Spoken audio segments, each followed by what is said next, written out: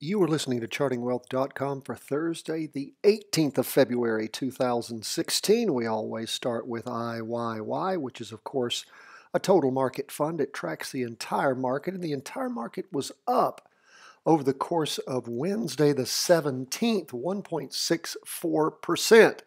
We now have a crossover confirmed going up on the big two-day chart. We have upward movement and momentum. We have candles that are moving up with upper wicks, green open box candles, strong movement up, derivative oscillator, the MACD crossed over back on the 16th. On that two-day candle, we have two-day candles moving up. If we look intraday on our half-day or 4-hour chart, we see they crossed over the morning of the, the morning of the 16th, I guess.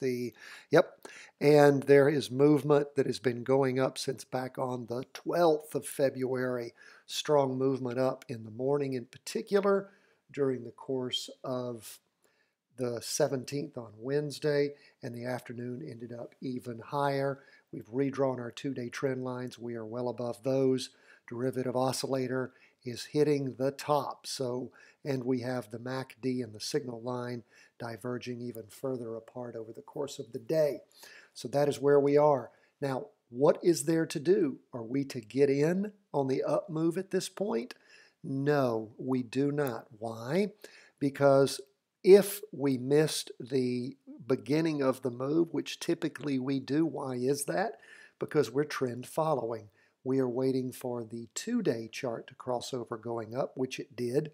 And it did right at the same time the 4-hour chart moved over. So there was no point to actually get in. So what do? We wait until the 4-hour chart rolls over and what we call backs up. That is, it rolls down, crosses back over going down.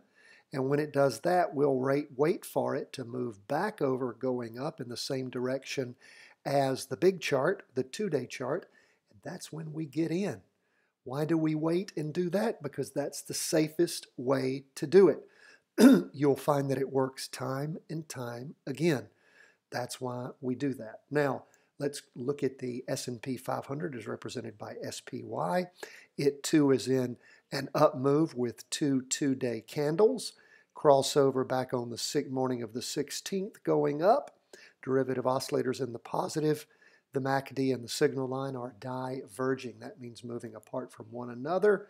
And when we look at the 4-hour chart, see strong movement up in the morning and more movement in the afternoon above the two-day trend line, similar to what we saw with the total market.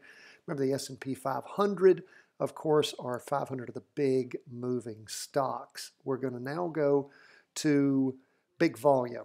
Is represented by the S&P 500. Now we're going to look at the Qs. What's going on there? Well, we see that the Qs has crossed over. It did so in the last day or so, going up. It was not crossed over yesterday.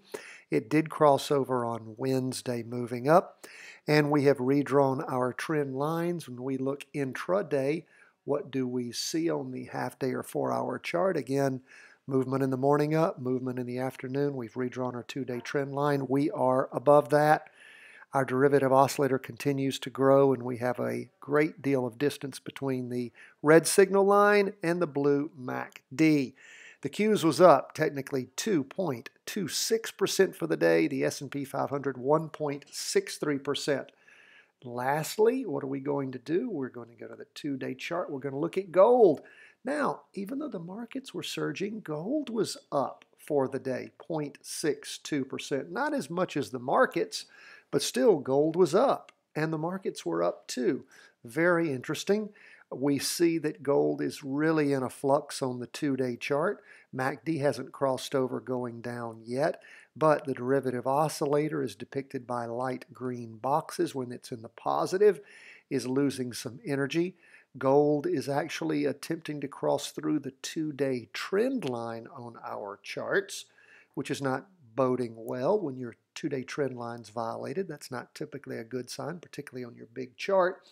But if we drop back to our 4-hour chart, what do we see? Well, those of you who are using the 4-hour chart to trade gold, Not a bad thing when the 4-hour chart's working. Looks like it's still continuing to work for us.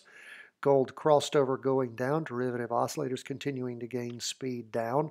Price of gold has actually just slipped sideways for the last day, but it is crossed over going down. And that occurred about the same time the derivative oscillator flipped over, the MACD crossed over. Typically when those occur at the same time, that's usually a very good sign. When they're not happening at the same time, makes things a bit schizophrenic. So gold is in a short-term down move, still above the 2-day trend line.